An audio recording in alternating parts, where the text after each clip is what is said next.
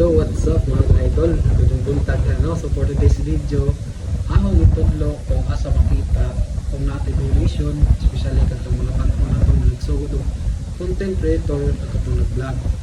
So let's go mga ka-idol, balik ko ninyo. So what's up mga ka-idol, no? Proceed ito mga ka-idol para wow.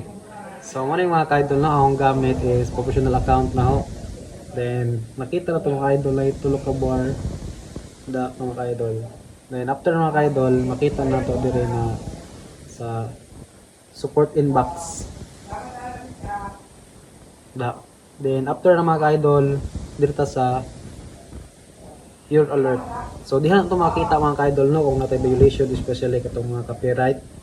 Da mo na to bantayan mga ka-idol. Once na natay makita na mga ka-idol no, ato yung i-delete kay mo na usan na delete ta ma-monetize ni Meta.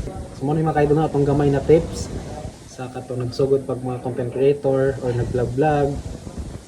So, adyo kalimot mga ka-idol, like and share and follow mga ka-idol para wow. So, God bless you all mga ka-idol. Keep safe always. Bye-bye.